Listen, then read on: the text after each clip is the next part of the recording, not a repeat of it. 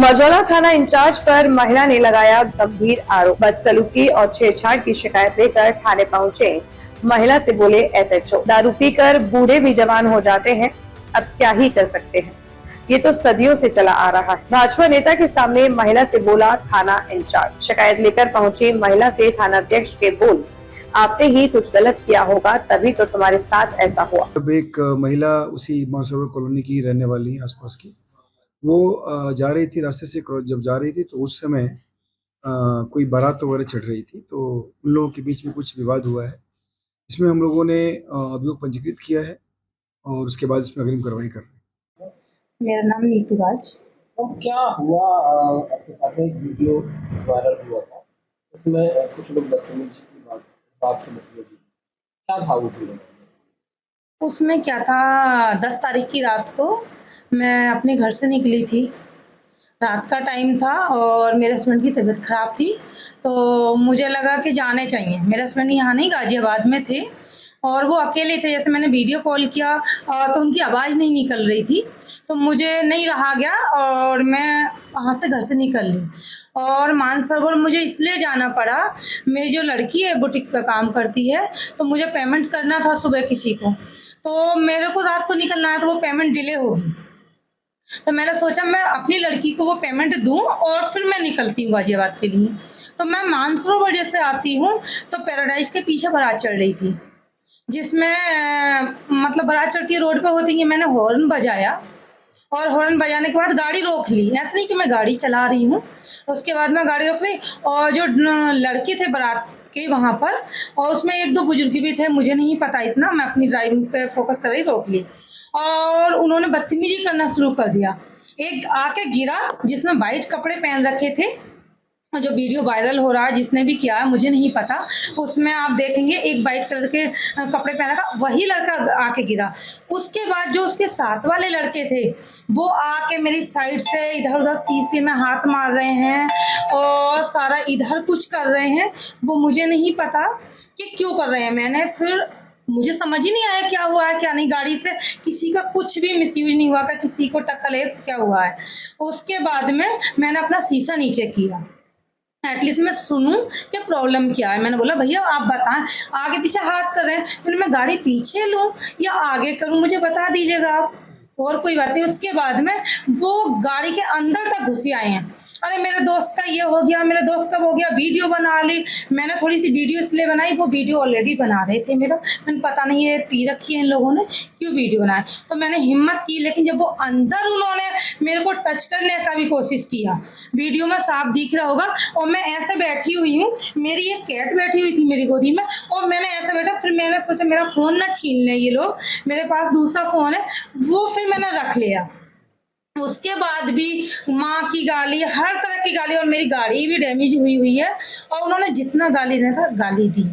फिर एक बंदा कोई था, वो मेरे साइड आया, थोड़ी एज में थे वो, मुझे नहीं पता कौन थे, बोले मैडम गाड़ी निकालें, जबकि शीशा मेरा फिर मैंने ऊपर कर लिया था और आवाज़ हल्की सी आ रही। तो मैंने कहा सर आप निकलवाइए। उन्होंने मेरी गाड़ी आगे निकाली है। तब मैं आगे जाकर हॉस्पिटल पड़ता है, कोई चौधरी नाम से है उनका, वहाँ पर गाड़ी रोकी है।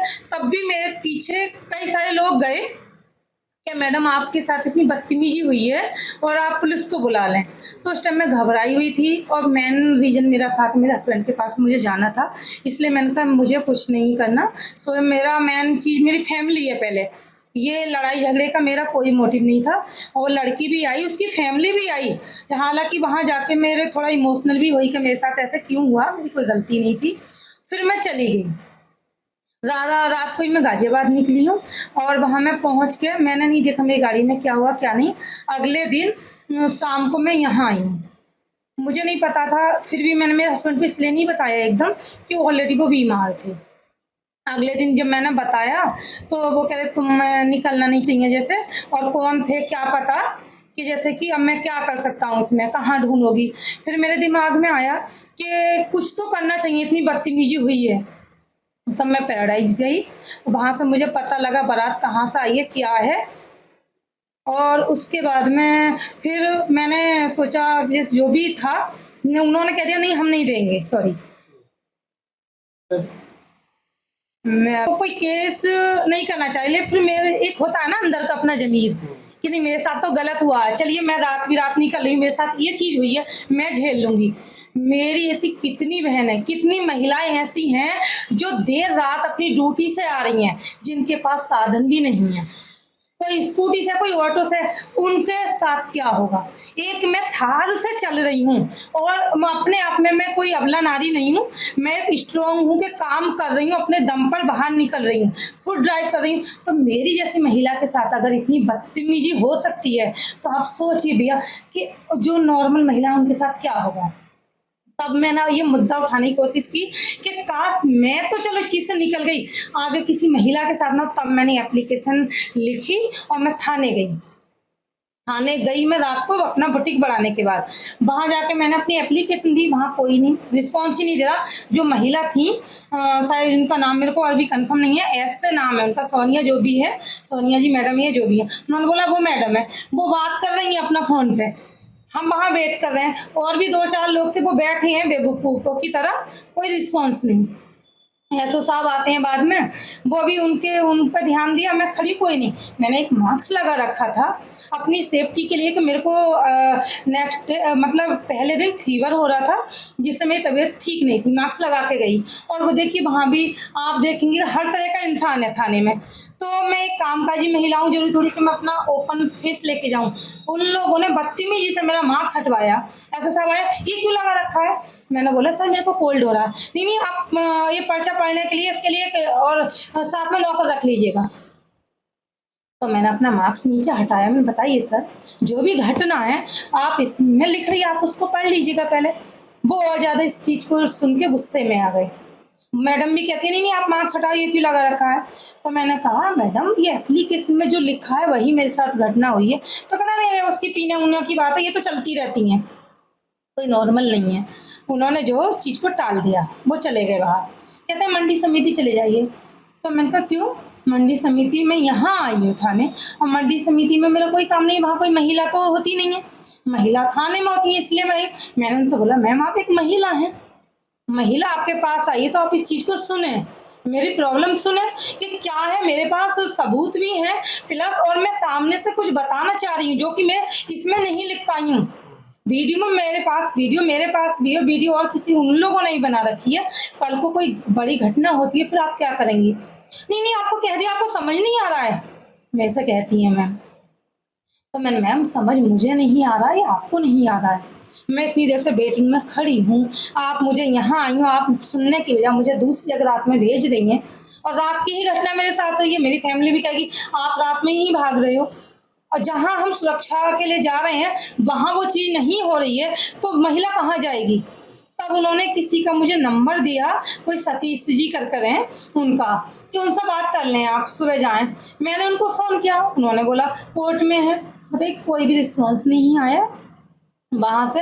उसके बाद में फिर मैं अगले दिन और गई, तीसरे दिन मैं फिर जाती हूँ तो मेरे को कोई रिस्पॉन्स ही नहीं मिल रहा कहीं से, मैं ही खुद कॉल कर रही हूँ, कोई रिस्पॉन्स नहीं है। फिर मैं अगले दिन जाती हूँ एसओ साहब के पास, वेट किया मैंने बहुत टाइम तक। एक परिचित है मेरे मिलने वाले, हस्बैंड के मिलने, वो मेरे साथ में गए। हस्बैंड मेरे अधिकतर बाहर ही रहते हैं इसलिए। तो जो उससे पहले भैया थे उन्होंने पूरी घटना सुनी अच्छे से, सरदार जी करके हैं थाने में। और जब वो एस साहब आए उनको एक वो दिया गया जो एप्लीकेशन थी, बैठे हैं अपने फ़ोन पे लग गए हैं, किसी और का केस सुलझा। हम बैठ गए, देखा उन्होंने पढ़ लिया, फिर कहते हैं बताइए क्या हुआ था। मैं सर इसमें एप्लीकेशन में, फिर भी मैंने वही बात बोली कि आपने कुछ करा होगा। वो पढ़ के डायरेक्ट उनके ये शब्द थे, मैं सामने बैठी हूँ, आपका ही कुछ गलत करा होगा तभी तो ये घटना हुई है। मैंने बोला सर मैंने क्या किया, मैं अपनी गलती बता दे रही हूँ। गलती मेरी इतनी थी, इमरजेंसी मेरे को हॉस्पिटल निकलना पड़ा, और जहाँ बारात चढ़ रही थी वहाँ पे एक आप समझ सकते हैं रोड भी ख़राब है, जाम लगा हुआ था। मैंने हॉर्न बजाया, हॉर्न के बावजूद भी लोग नहीं हटे, गाड़ी के इधर भी आप डांस कर रहे हो पी के, किसको बचाओगे? हॉर्न बजाने के बावजूद वो लोग और गाड़ी पर चढ़ के आए।